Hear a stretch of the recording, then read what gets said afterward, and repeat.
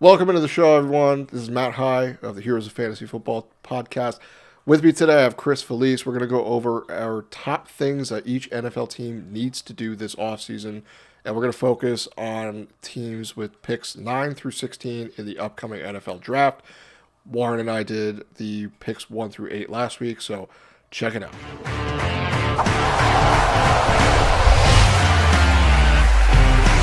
Welcome to the Heroes of Fantasy Football podcast. What's going on, everybody? Welcome back to another show. I have Chris Felice with me. I'm your host, Matt High. We are the Heroes of Fantasy Football podcast. As you heard in the lead up to the show, we are going to focus on teams 9 through 16, and we're going to go over everything we think those teams need to do this offseason to go from bad to better. So, Chris, how are we doing? Doing fantastic. I have come back, rested from a vacation, and I'm here now to talk about some sorry excuses for some football teams and what they need to do to be better. Or, in some cases, stay just as bad as they should be. I'm looking at you, Dallas. Yeah, that's the gift that keeps on giving, it seems, every offseason. Jerry Jones, thank you for the content. But Warren and I did the first 8 picks of the NFL draft last week, so I'm going to put that the show in the description. You can click the link there, and it's going to be above Chris's head. I will put that over there. So check that out. If you are new to the show, if you're finding us for the first time, thank you for joining. Thank you for clicking view. Really helps us out. If you could do us one step more and just click that subscribe button at the bottom of your screen. Click the bell. You'll get notified when we have new episodes coming out. We're trying to make sure everyone has a leg up this season. It's dynasty season. It's the off season. This is the time to build your roster. We're going to, throughout the next couple weeks, the next months or so, we're going to help you build that awesome dynasty roster. We want to get those villains out of here. You're going to be the hero. That's our goal in this podcast. So let's. What do you say? In the wise words of what I seal over Twitter now, talking about the Chiefs, you either die a hero or you live long enough to become a villain. So we'll, hopefully you guys are heroes. But unless if you're like Richie going for the XP, however many times he's going to win a fantasy league, I guess Joe won actually. I think about it, so he's not the super villain. He'll be back in the finals next year probably. Not if I can help it. I'm coming back. I'm coming with a vengeance for everybody, so watch out. But as we said, let's just dive right into the show. So, off season, this team does not have a coach currently. The most recent update I just saw when we hit record was that Mike McCarthy might be in line for this head coaching job. So, this team is the New Orleans Saints. Got to start with the coach. I don't know who is going to be better for this team, but if it's Mike McCarthy, he's had some success. It's kind of wishy-washy. But I've also heard Mike Kafka as a potential head coaching candidate. So, of those two, do you care either one? I feel like both are going to be. I think I'd rather have Mike Kafka than Mike McCarthy, but So here's what I will say. Now that Mike McCarthy is no longer on the Dallas Cowboys, I can kind of come to his side a bit and kind of. I don't know if he's good or not, and I think that's kind of the issue. It's very clear that there are elements of the team that Mike McCarthy just simply could not control, for better or for worse. It does kind of throw some doubt on parts of his ability, but we can't forget he did lead the Cowboys to multiple playoff seasons.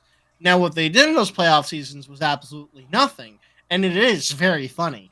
But moving on to the side, there were times where there were definitely things that did not seem too bright. I mean, I don't know if he was involved in every free agency move, pickup, trade, draft pick. I can't imagine he is based on all we're hearing from the Dallas Cowboys camp. Jerry Jones, especially considering who they just hired as their new head coach. This very much seems like, I don't know if nepotism is the word, but it certainly feels like it. So I'm willing to give the Mike McCarthy thought project a chance over in the Saints. Do I think he's better than the other Mike? We have the battle of the mics. I don't know. I'm not sure. I don't like either choice like a lot, if I'm being honest. But I also don't dislike it a ton. So I'm kind of like in the middle. I think it's weird. It's definitely weird. I think they definitely missed out on the head coach kind of ring around the rosy ride here. They definitely kind of shot their shot too late. You know. Yeah, I mean they kind of missed the bells of the ball in this one. I don't think it matters too much because this team needs I think a pretty substantial rebuild. You know, they signed Alvin Kamara to an extension, but they lost Taysom Hill. Chris Olave has a problem with staying healthy. Part of that is because of the quarterback, and I mean you're talking about Derek Carr. I don't know what they're going to end up doing with him because it's going to be he's kind of what in my opinion has been holding back this franchise, and just because he's always got that sourpuss face on him and everything else is everyone else's fault, not his. He's throwing hospital balls down the field. Like, it's just, he's not good. He's not that guy. And I know I've been kind of vocal on my disdain. You've been very critical of him. Yeah, you have. But rightfully so, because he kind of sucks. So, like, I'm not taking the L there. Like, he's been no, that's fair. A step slightly above hot garbage. So it's just he's just not good. You know, he's destroying my poor Chris Olave, his value. But if it's Rashid Shaheed or it's no one, or it's Alvin Kamara like 2 feet away from him, that's like all he can do. So they're like a one-trick pony team. So I do expect this team to go over a pretty substantial overhaul this offseason. And I think a lot of that's in the draft. And I think they're going to try to go out in free agency and get a bridge quarterback and just probably cut Derek Carr. I don't know what his contract situation is right now, but I can't see it being very, very good. So, anything you would like to add on? Yeah, the Saints? I think if I'm the Saints, right, you have pick number 9 in the draft. You do have a lot of things you need to work on. A lot. I mean, regarding the quarterback decision, I think it depends on what quarterback you pick up on this free agency, but I don't even know if that's like what you want to go for. A part of me would maybe think, hey, what if instead you drafted perhaps a quarterback, trade up maybe, I don't know, something of that nature. I do see some places that they take a wide receiver to kind of complement this Olave Rashid kind of thing going on here. I don't think that's correct. I think before you get the receiver, there's a lot of other problems that need to be answered. I think keeping Derek Carr and having a younger quarterback learn under him now, whether you like Derek Carr or not, you cannot deny that he is a veteran. You cannot deny that he has been good in the past, and he does have substantial game knowledge. It is definitely an opportunity for someone to kind of get, some time to study the game, the actual game in the league, without getting thrown out to a pack of wolves immediately. I think it's a perfect opportunity. I look at all these, like, I'm looking at a bunch right now in front of me, on like what teams need and projections. And I feel like every year, half the teams nowadays do something like bonkers and they over pick to get some guy or whatever that they feel really confident in. So, and some guys kind of fall off a bit. So I always take this stuff with a grain of salt. So while I think they should probably, my first and foremost thing I think they need is the line. I think that's also where the hospitals come in because he feels rushed. Kind of releases that too early or late because of the rush that he's receiving because of the bad line, and that causes the horrific injuries that you're seeing. But yeah, if they drafted a quarterback with the ninth overall pick, did some free agent shenanigans to get some people on the line, I think that'd be fine. I think that'd be fine. Still Derek Carr, so I'm gonna say no. He's going to be under contract. They're probably going to restructure him this year, but he's probably going to be with the team in 2025. They don't really have a really appealing out until like 2027. So they'll probably restructure, give him more cash, and then send him on his way.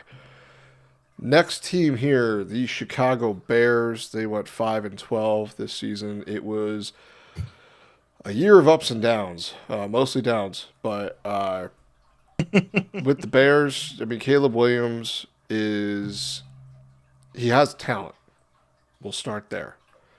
This team now has a new head coach. They just hired Ben Johnson, the offensive coordinator for the Detroit Lions, to right the ship here. And where do you stand on Caleb Williams? Because I think last year you have to be disappointed if you're a Caleb Williams manager and just an NFL fan. He did not look good. He had a couple games where his overall stats ended up being really, really good, but most of that came when they were already down 2 to 3 scores and he's just trying to play catch up, and the team is kind of a little bit softer on the defense because they're, the one game against the Lions, it was close at the end, but the first, 3 quarters, it was a runaway. So where do you stand on Caleb Williams? Is this what you should expect? Should you sell him now in Dynasty, or are you just holding? Let's see what happens with an offensive-minded head coach. So here's what I'll say, right, to your multi-layered question. First, in terms of his performance last season, it was obviously a disappointment for all the hype that was going through it, right? However, I will say that I think for some who might be very disappointed, it was a bit warranted because I think they were expecting a little too much, right? Given the team that he was going into. I know there were some that were very excited. And I know there were some, even with our own group chat that were in for our Dynasty League, that thought he was going to be the biggest bust of all time. And while neither of those are inherently true, their names aren't Bryce Young. I think Caleb Williams did enough, at least this season, considering the issues that they had, the offensive line, to kind of show me that I'm willing to give that a chance, and I'm willing to give a good chance. I think. I don't know if he's going to ever live up to the expectation of supreme, dominant, Super Bowl killer, 5P, whatever the expectation that you had in your head was. But I think there's a good chance that he is a competent quarterback. I think if you can find him in a Dynasty League and you can get him at a cheap price, what cheap is, I'm really not even too sure. Maybe a first and some other stuff. I'm not too sure. It's hard to judge Caleb Williams. I think it depends on the person that you're getting them from. So if that person really hates Caleb Williams and you can get him for obscenely cheap, go for it. So I think it's hard to judge his actual value at the current moment. I think to finish my statement here, the Bears need to draft and also sign offensive linemen in every facet, in every way, and they'll be fine. I think the rest, I know like the running back is kind of a question, I guess, but like, no, I don't care. Their running game was okay. For the line that they had, worry about the line, figure everything else later. I'm not even kidding. You were going to say something. Yeah, you're going to see, a lot of people are mock drafting Gianti there, and I don't If see they that. if they take Janty with the number 10 overall pick and they didn't sign 8 million linemen Yeah. before or trade for them before the draft, I am convinced it is a poverty franchise and it will never actually succeed. Like, I get it. The prospect of having Gianti is so nice. I understand that. But please do not throw away. For instance, the Falcons. John Robinson. There were plenty of other holes in the Falcons that needed to be filled. And look at them now. You They're leave my Bijan fine. alone. I love me some I'm Bijan. not saying he's bad. I'm just saying the Falcons are stupid for taking him when there are much better things that needed to be taken care of. Right? Don't make that mistake. That's rough. That's rough, buddy. Whoops. Offensive line, some sort of quarterback maybe instead of getting Kirk Cousins. I don't know. Perhaps someone in the defense. You did not need a super starting back when you do not have the components to support said player. The running back is the hardest position to support, right? Besides the quarterback. We're ignoring the quarterback in this scenario, right? In terms of everything else, running backs are so hard to support because they not only need the line, but they need the full functioning offense to really be efficient. Look at Saquon Barkley. The numbers he's doing right now, we knew he was good in the Giants, but on a full functioning offense with a good line, he looks like generational talent. Like, it's like night and day. And we already knew he was really good on the Giants. So, but don't worry, we had Daniel Jones. Yeah. Woo! Yeah, we had Daniel Good job, Jones. Joe Shane. That's kind of what I'm saying here. The work on everything else. Get everything else up to snuff, right? It's okay to kind of take the pot shot on a quarterback because you can kind of build around the quarterback a little easier because that's your shot caller. That's your guy. You should do that to a certain extent. But getting this running back when you don't have a stable line and an offense, you don't know how it's going to look, big no-no. Big no-no. Yeah, I mean, looking at Caleb Williams, just to go full circle here, I mean, Caleb Williams ranked 36th amongst quarterbacks this past season in adjusted completion percentage. Now, that's pretty bad. I mean, Will Levis had a higher adjusted completion percentage than Caleb Williams. So you felt that watching these games. It was really bad. So I expect having Ben Johnson in there, he's going to try to make it, like, simplify the offense. And I think that'll be good for Caleb Williams. It would not surprise me this season if Caleb Williams has a top 12 fantasy finish with, Ben Johnson in there. As long as they sign people to the line. Well, I want to stress that. Don't as long waste as you your pick pick on a running back. Yeah, don't waste your pick on a running back. You have holes elsewhere. I will find you. Yeah, because at 10, you can probably get a decent. You're not going to get the cream of the crop as far as offensive lineman, but you'll get a decent one. And if not, you trade back and you go hard through free agency. At 10, I think they'll get a very good one considering what some of these other teams, might need. I'm not. Yeah. We'll see. But next team up here is the San Francisco 49ers. Now, this one, I'm kind of writing this year off. This was just a year plagued by injuries all over the field. I mean, you had right out the gate Christian McCaffrey. Then midway through the season, you had Brandon Ayuk. You lost Jordan Mason for a period of time. You lost Elijah Mitchell before the season started. Like, this year was just rough. I know Juwan Jennings stepped up in a big way.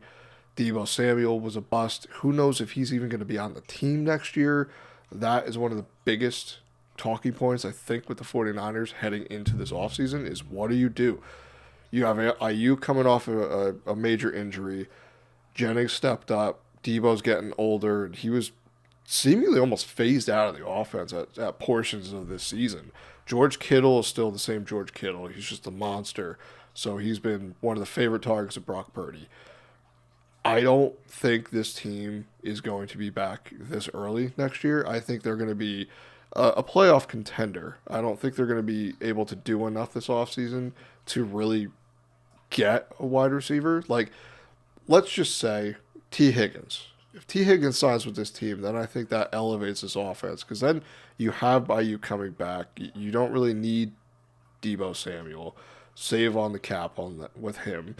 Bring in some young guys, draft some young dudes. Ricky Pearsall uh, made a pretty impressive return to the season last year. The field dealing with his off the field issue being shot, so he came back. I wasn't expecting a whole heck of a lot from him coming off of that. So I think this team is going to be one of these teams that jumps up a tier in 2025. So is there anything specific you think they should do? I think it would be nice to get more depth at the running back position. With CMC getting older, Elijah Mitchell probably not going to be with the team next year. Jordan Mason was a fun story, but he didn't hold up either. So Isaac Guerendo was cool, but he got injured. It's just been, I don't know what they're putting in the water or what they're feeding these guys in San Fran, but yeah, it ain't enough apparently. Yeah. So San Fran's tough, like you said, a lot of injuries met this team. I'll be honest with you. I don't offensively. I ain't looking to kind of go down them too hard. Maybe draft a young wide receiver or running back in round 2 or 3, I guess. But I'm not looking at that too crazy. I think everyone's favorite bolster the line, but I think also perhaps drafting someone on the defense itself, defensive end maybe, is also a good angle for this team. The team is running into they are on a timer. They got very lucky with the Brock Purdy kind of fast to hear with the contract, but they are running on a timer. They are a very, very, very expensive team. Eventually, that will catch up to them with all the star players they got going on there, and the amount of moves they keep on making. And I think if they can perhaps offensively, it's harder to supplement star power because I feel like a lot less targets hit on the offensive side. There's a better chance for something to for a pick or a gamble to fail. But on the defensive side, I find that's usually a safer kind of route to go through. So if they take a defensive person in the first round, really good one, kind of bolster them into that current lineup they have, I think that'd be pretty accurate in terms of free agent pickup. I think T. Higgins would be really fun. I think that'd be really good. But beyond that, I mean, I imagine they'll both. That team usually does a good job at free agency. They know the weaknesses. They know that for some reason the injury bug is there at the current moment. So they'll find ways they will find ways to compensate. Yeah, I mean they have they're actually have the 9th most cap space in the NFL according to Spot Track. So they have some money to pay. So I think they're going to be pretty active in free agency.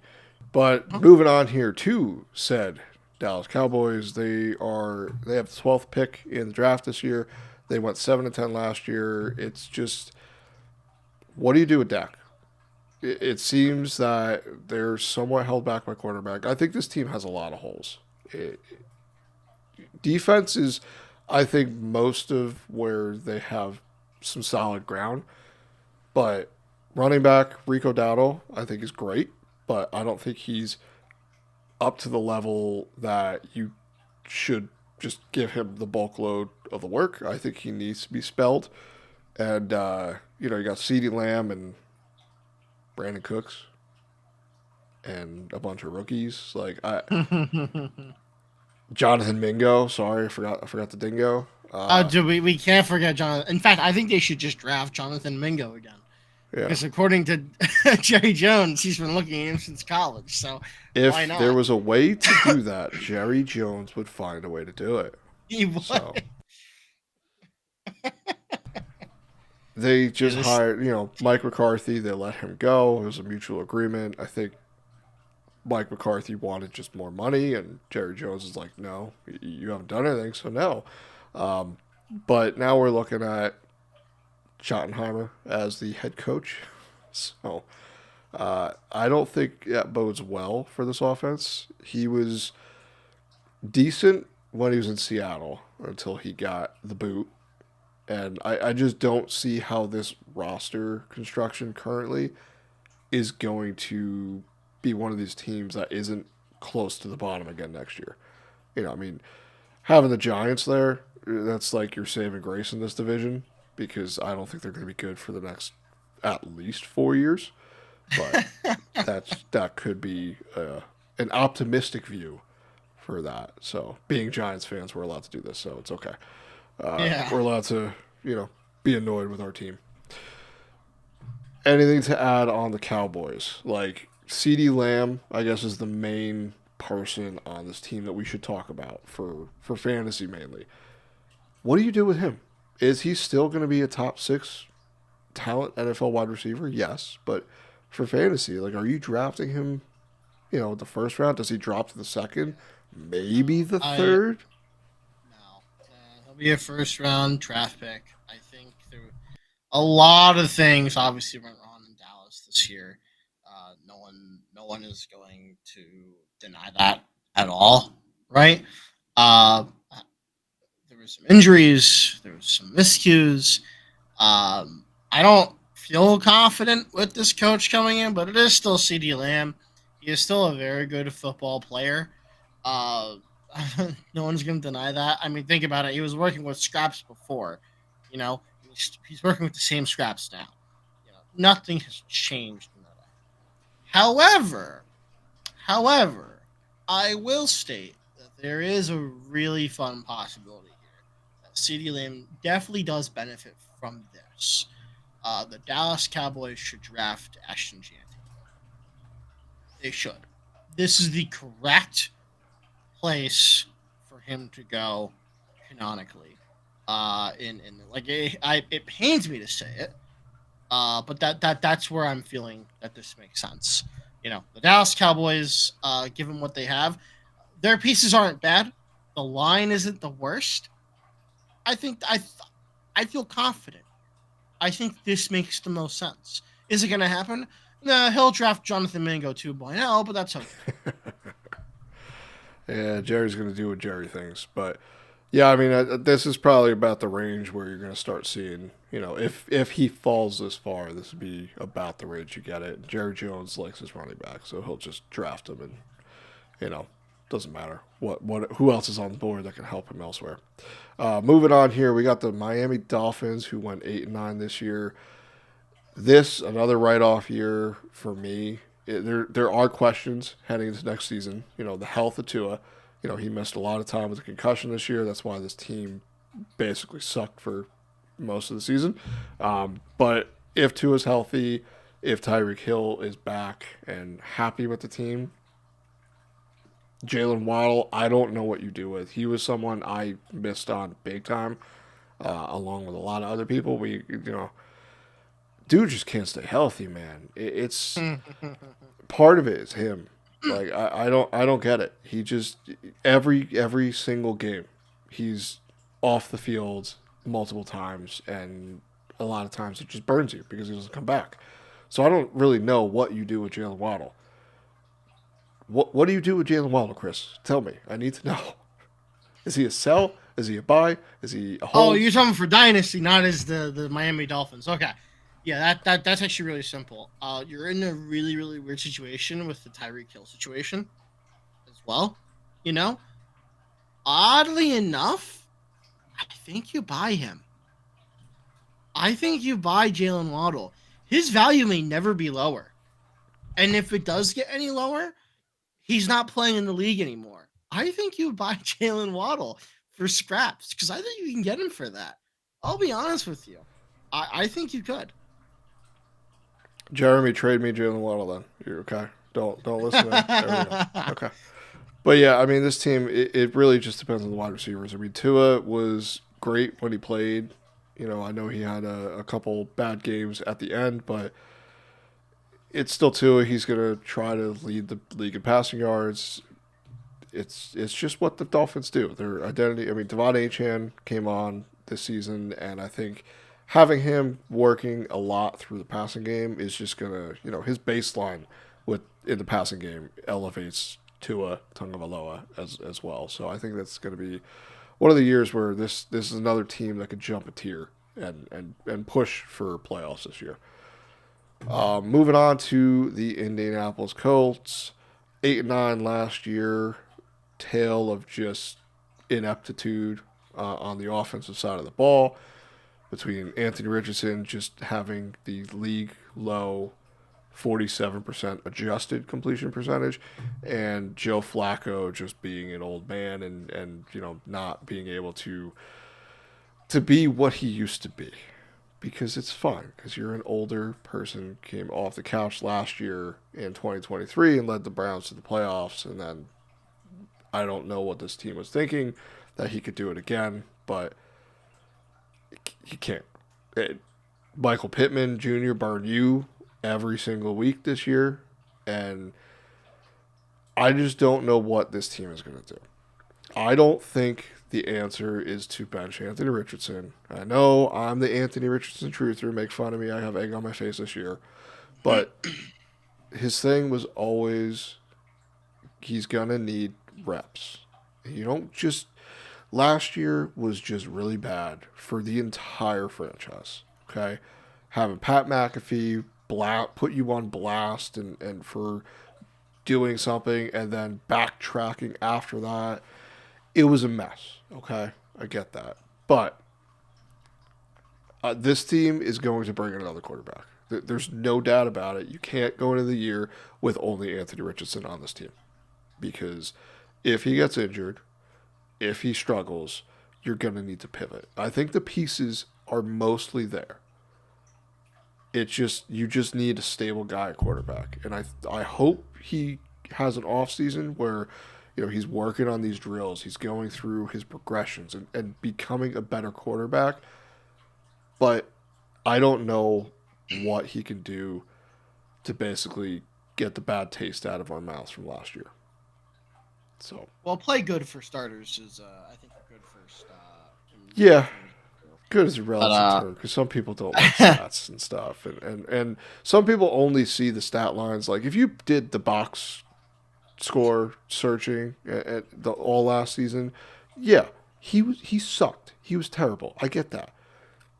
But what it doesn't show is his wide receivers and his tight ends dropping, like blatant drops. That doesn't count against him. That does count against him, but people aren't seeing that. You're just looking, he only attempted 20 passes and completed 7 of them. Okay, yeah, that sucks. But I'm gonna step in. 4 to 5 of those are drops. Anthony Richardson, apologist. No, I'm just saying. You got to look at the whole picture. You don't just look at the one. You don't do this. You don't put blinders on. That's all. I will not talk trash about Richardson here. Okay, we're gonna ignore that. Okay, it's something that they will have to live with and they will have to adjust with. We just have to kind of sit here and know that think that we have hope in that camp. Okay, so let's look at how to improve said player, right? Because we know that that's where, in a sense, the struggle kind of starts, which is there, and we need to kind of figure out why, in a sense. Once again, we're looking at additions to the line. We also need additions to the tight end position. One of the very few where they could really, really use a good tight end. I think they could perhaps even draft a tight end with their number 14th overall pick. I agree. They do probably need a quarterback. I think they'll probably sign some veteran if I had to guess, because at pick number 14, I don't think they're going to get one of the guys they want to drop down. And even if they do, I don't even know if that's what they want, to be quite honest. They're not going to do. They have too many holes elsewhere. They're going to be in the Sam Darnold. They're going to be looking at a guy like that. Daniel Jones, maybe. Like, they're going to be looking for these guys they could bring in on a 1-year deal. I do. If you suck, okay, that's fine. You're off the team next year. We're just trying to figure things out. I do think that a center could be a valuable piece that they draft as well with number 14. But that's just a thought of mine. Yeah. So, Colts got some work to do, and we're gonna see what they do. I have a feeling we're gonna be me. I feel like I'm gonna be disappointed in what they do, being an Anthony Richardson owner in Dynasty, but we shall wait and find out. Next team here is the Atlanta Falcons. We thought we got rid of the bad man. And at the beginning of the season, it was still more or less the same, and it was very disappointed. But at the end, Bijan Robinson came through. The ghost of Kyle Pitts is still there. We're chasing his rookie season, and he has not lived up to expectations at all. I don't know what you do with Kyle Pitts. Is he a sell? Is he a buy? I don't know, because I thought, his second year, I thought he was going to bust. Didn't see him being as great because we saw the potential, and it's tight end. Okay, tight ends, they take a little bit, and then he did bad, and then the year after, I was like, all right, this is going to be it.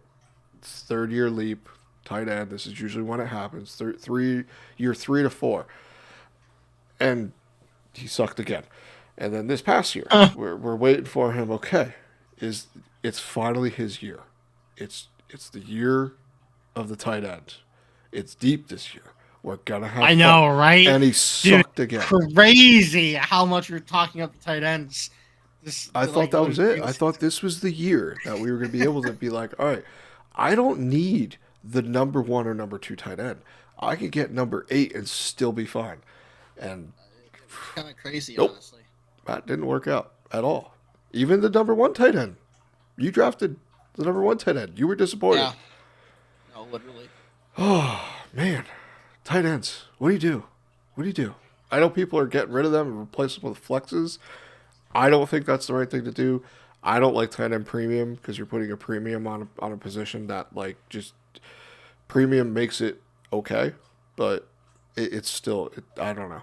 We'll have a whole off-season conversation about what to do with tight end. But as far as this team, Kirk Cousins, they're going to try to trade him. He has a no-trade clause, so he has to okay the deal. I don't know what team is going to want him. The only saving grace that I think for him is that he was coming off an Achilles injury. Okay, that's not nothing. If we expected him to be the same Kirk Cousins of old, that's probably on us. We dropped the ball there. But he did look really bad. So I don't know. I mean, it's Michael Penix's team now. I don't see how they go back to Kirk Cousins. They can't. You can't do that. So if they don't find a team, I don't think Kirk Cousins is going to want to be the backup. He's going to he's going to try to push for a trade. I've heard him say he wants to go back to, he'd be okay going back to Minnesota, and oh, well, yeah, no, duh. A lot of people would, but I don't know what they're going to do with him. So I see a team like the Giants being a team that's looking at him. Please, for the love of God, please no. Don't do that to your fan base again. We don't need that guy. We don't need that. So what do you do with Kirk Cousins? Do you think he's on the team next year? Or do you think he's in one of these other teams that are looking for a quarterback?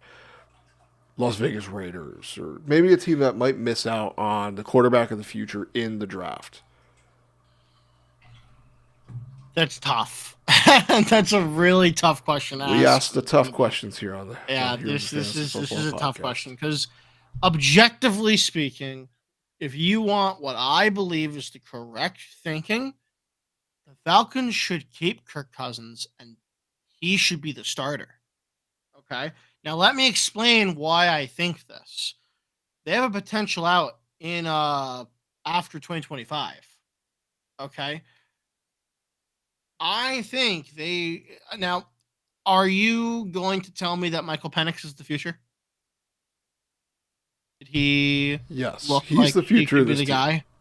Yeah, he convinced you because he did not convince me in the slightest. Oh no, I mean, as far as talent and what he proved on the field, no. The draft pick is what tells me he's the future. So here's what needs to happen in my head. Okay, this is what happens. They keep Kirk Cousins. They start him. Okay, now he's not going to like this plan, so this is probably where it's going to get devolved. But if I'm the Falcons, this is what I'm doing. I know they need a bunch of stuff. I mean, they need help on the line, center, safety, defense. I mean, they need it everywhere, pretty much. If I'm being honest with you, could even argue they might need help in the wide receiver option as well for someone to kind of complement Drake London. To kind of just be there to be the number two. But legitimately speaking, right? Quarterback's not bad. Compete with Michael Penix. Really kind of dive in there because I'm going to be honest with you.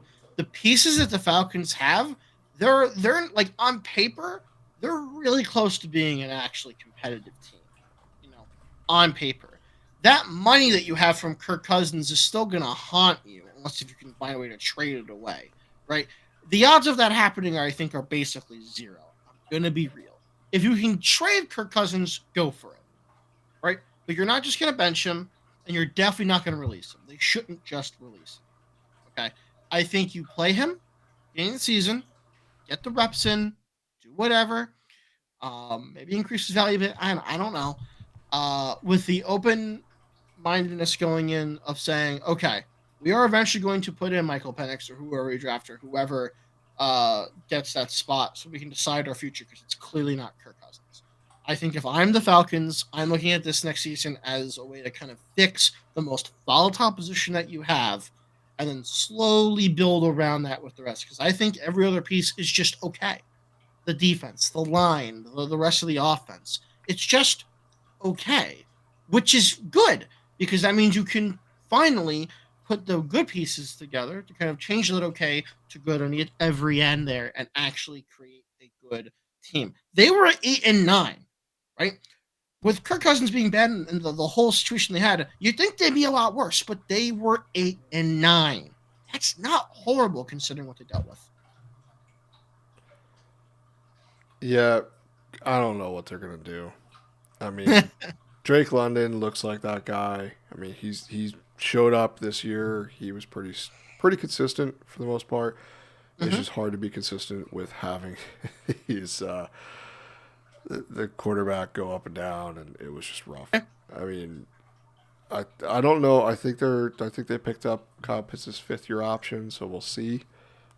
I mean, if that's the case, he's in a contract year, so usually we see players try make a slight increase in their year, contract years. So we'll see how that goes. Last team here, and then we'll jump out of here, is the Arizona Cardinals. Now, we all thought that Marvin Harrison Jr. was going to be this amazing talent and just set the league on fire. Well, he had a really solid rookie year. If you look at compared to other rookies over history, it was pretty good. A lot of touchdowns. It just seemed that him and Kyler were not on the same page for a lot of games. So the main talking point here, I think, is Kyler Murray the franchise quarterback you need on this team that can elevate the rest of the roster? Because from what we've seen in the past, he has had some real big spike weeks, but he's had a real low floor in some of these games. Some of these seasons, he is an injury risk just because of the nature of how he runs and being a mobile quarterback. And if he's not getting it done through the air, having DeAndre Hopkins on the team really helped him out, having a stable wide receiver. Now, I think Marvin Harrison Jr. can get there. I'm not saying he's going to be a bust in the NFL. He needs some work. And I think this offseason is going to be very telling on if him and Kyle are going to get on the same page. They need to do some offseason workouts together and fix this, because that is the only way I see this team elevating to the next tier. They're kind of lucky they made it to 8-9. They kind of fell apart midway through the season. So you're always kind of left wanting with Marvin Harrison Jr. So what do you think about Kyler Murray on the Cardinals, and how do you think Marvin Harrison Jr. is going to bounce back next year? Is he a bounce back, I guess,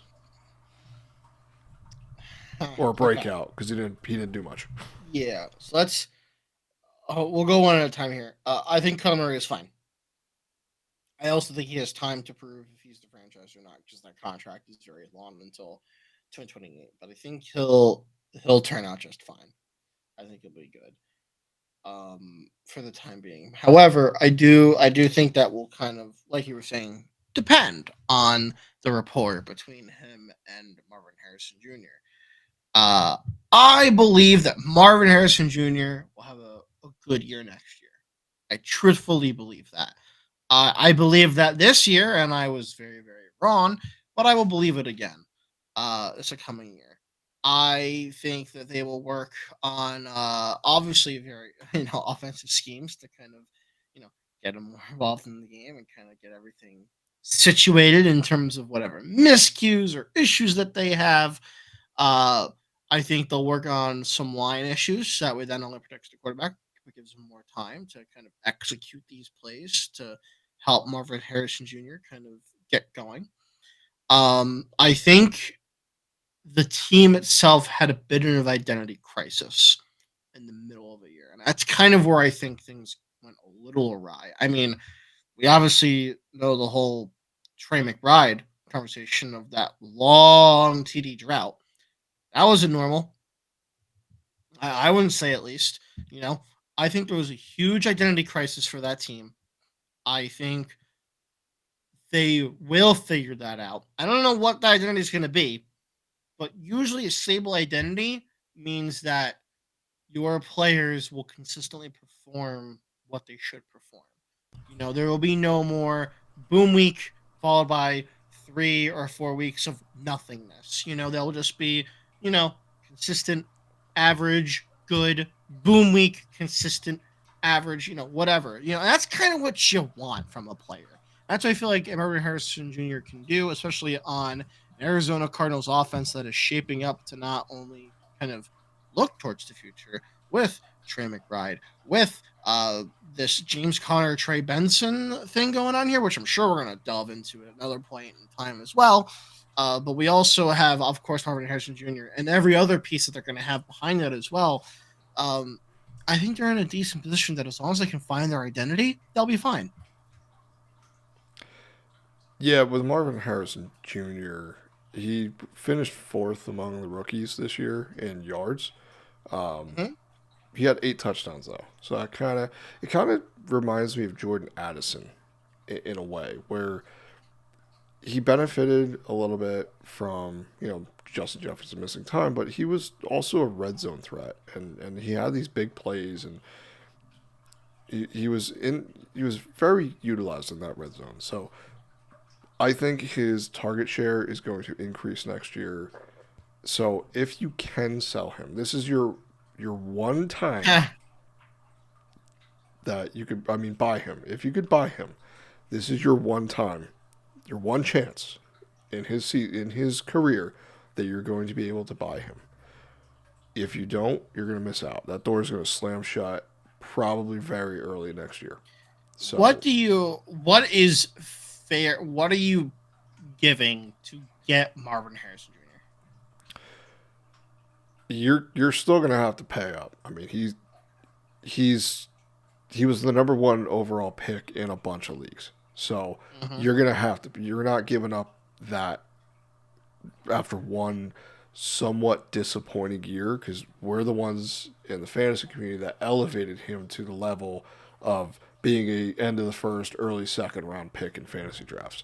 We put him way up here when we should have put him, here, which is still good. It's just I think we inflated what we expected him to do, and he fell short of that. And part of that is on fantasy managers for thinking, yeah, that's what's going to happen. So I'd still be having to give up multiple firsts, most likely. Probably don't have to give up the 101, but you'd have to give up, earliest I would take if I had him would be a mid first this year, and what I would think would be mid first next year. Maybe even plus another player.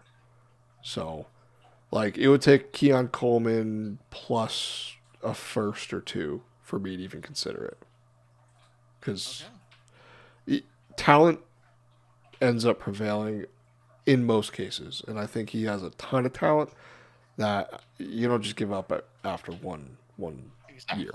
Yeah. So I don't think it's realistic in a sense to give up on Marvin Harrison Jr. trade. Let me say it's more realistic for you to sell Caleb Williams than it is to sell Marvin Harrison Jr. I think if you're in a situation where for some reason you have both, I think that's Joe, right? And he's considering the whole sell option, even though he just won the league. I'm talking hypotheticals here, right? And you're looking at those two players, and you're like, man, I can really only afford to sell one of these guys. I'm selling Caleb Williams before I'm selling Marvin Harrison. I'm keeping both in my head, but if I had to, that's what I'm doing. Gotcha. All right, so those are the top 16 picks in the NFL draft. We're going to do the rest of the playoff teams. Then after the Super Bowl, we'll do the Super Bowl teams. Because at that point, things change after the Super Bowl. We've seen this year in, year out. But thank you again for tuning into this episode. We really appreciate it. Again, if you could hit that like, share, and subscribe button, that'd be very helpful for us. We would really, really appreciate it. We're going to have more stuff coming out. We're going to get into rookies. We're going to finish this series talking about the offseason, what each team needs, and we're going to have some other fun things sprinkled in and out. So definitely don't want to miss out on those. But I think we are ready to roll. I think we're done. So why don't we jump out of here? So everyone, as always, good luck, have fun, and we will catch you later.